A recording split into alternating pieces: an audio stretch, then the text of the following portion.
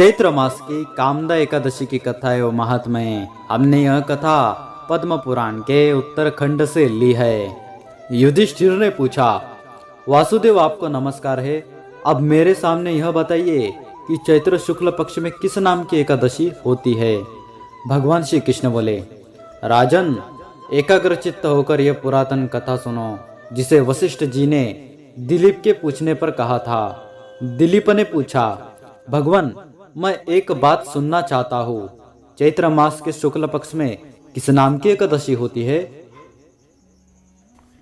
वशिष्ठ जी बोले, राजन, चैत्र शुक्ल पक्ष में कामदा नाम की एकादशी होती है। वह परम पुण्यमयी है। पाप रूपी ईंधन के लिए तो वह दावानल ही है।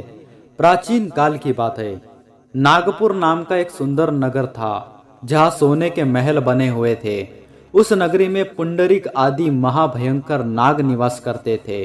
पुंडरीक नाम का नाग उन दिनों वहां राज्य करता था। गंधर्व, किन्नर और अप्सराएं भी उस नगरी का सेवन करती थे। वह एक श्रेष्ठ अप्सरा थी जिसका नाम ललिता था। उसके साथ ललित नाम वाला गंधर्व भी था। वे दोनों पति पत्नी के रूप में रहते थे। दोनों ही परस्पर काम से पीड़ित रहा करते थे। ललिता के हृदय में सदा पति की ही मूर्ति बसी रहती थी और ललित के हृदय में सुंदरी ललिता का नित्य निवास था। एक दिन की बात है। नागराज पुंडरीक राजसभा में बैठकर मनोरंजन कर रहा था। उस समय ललित का गान हो रहा था, किंतु उसके साथ उसकी प्यारी ललिता नहीं थी। गाते गाते उसे ललिता का स्मरण हो आया, अतः उसके पैरों की गति रुक गई और जीभ लड़खड़ाने लगी। नागों में श्रेष्ठ कर्कोटक को ललित के मन का संताप ज्ञात हो गया, अतः उसने राजा पुंडरीक को उसके पैरों की गति रुकने एवं गान में त्रुटि होने की बात बता दी। कर्कोटक की बात सुनकर नागराज पुंडरीक की आंखें क्रोध से लाल हो गई। उसने गाते हुए कामातुर ललित को शाप दिया, दुर्बुद्धे, तू मेरे सामने गान करते समय भी पत्नी के वशीभूत हो गया, इसलिए राक्षस हो जा। महाराज पुंडरीक के इतना कहते ही वह गंधर्व राक्षस हो गया। भयंकर मुख, विकराल आंखें और देखने मात्र से भय उपजाने वाला रूप, ऐसा राक्षस होकर वह कर्म का फल भोगने लगा। ललिता अपने पति की विकराल आकृति देख मन ही मन बहुत चिंतित हुई। भारी दुख से कष्ट पाने लगी। सोचने लगी, क्या करूं, कहाँ जाऊं? मेरे पति पाप से कष्ट पा रहे हैं। वो रोती हुई घने जंगलों में पति के पीछे पीछे घूमने लगी। वन में उसने एक सुंदर आश्रम दिखाई दिया, जहाँ एक शांत मुनि बैठे थे। उनका किसी भी प्राणी के साथ वैर विरोध नहीं था। ललिता शीघ्रता के साथ वहां गई और मुनि को प्रणाम करके उनके सामने खड़ी हुई। मुनि बड़े दयालु थे। उस दुखिनी को देखकर वे इस प्रकार बोले, शुभे, तुम कौन हो? कहाँ से यहाँ आई हो? मेरे सामने सच सच बताओ। ललिता ने कहा, महामुनि, वीर धनवान नाम वाले एक गंधर्व है। मैं उन्हीं महात्मा की पुत्री हूँ। मेरा नाम ललिता है। मेरे स्वामी अपने पाप दोष के कारण राक्षस हो गए हैं। उनकी यह अवस्था देखकर मुझे चैन नहीं है। ब्राह्मण, इस समय मेरा जो कर्तव्य है वह बताइए।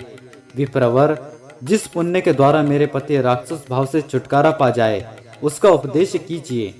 ऋषि बोले, भद्रे, इस समय चैत्र मास के शुक्ल पक्ष की कामदा नाम की एकादशी तिथि है, जो सब पापों को हरने वाली और उत्तम है। तुम उसी का विधि पूर्वक व्रत करो और इस व्रत का जो पुण्य हो उसे अपने स्वामी को दे डालो। पुण्य देने पर क्षण भर में ही उसके शाप को दोष दूर हो जाएगा। राजन, मुनि का यह वचन सुनकर ललिता को बड़ा हर्ष हुआ।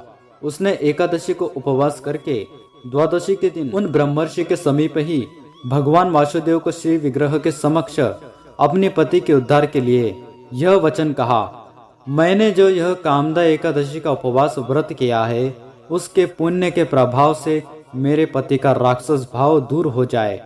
वशिष्ठ जी कहते हैं, ललिता के इतना कहते ही इसी क्षण ललित का पाप दूर हो गया। उसने दिव्य देह धारण कर लिया, राक्षस भाव चला गया और पुनः गंधर्वत्व की प्राप्ति हुई। नृपश्रेष्ठ, वे दोनों पति पत्नी कामदा के प्रभाव से पहले की अपेक्षा भी अधिक सुंदर रूप धारण करके विमान पर आरूढ़ हो अत्यंत शोभा पाने लगे। यह जानकर इस एकादशी के व्रत का यत्न पूर्वक पालन करना चाहिए। मैंने लोगों के हित के लिए तुम्हारे सामने इस व्रत का वर्णन किया है। कामदा एकादशी ब्रह्म हत्या आदि पापों तथा पिशाचत्व आदि दोषों का अभिनाश करने वाली है। राजन, इसके पढ़ने और सुनने से वाजपेय यज्ञ का फल मिलता है। वीडियो पसंद आया तो वीडियो को लाइक कर दीजिए, चैनल को सब्सक्राइब कर दीजिए और भक्तों से वीडियो को शेयर कर दीजिए। जय श्री हरि, जय श्री कृष्णा। सनातन धर्म की है ये कथा, सुनाते हैं हम भगवान की महिमा गाथा।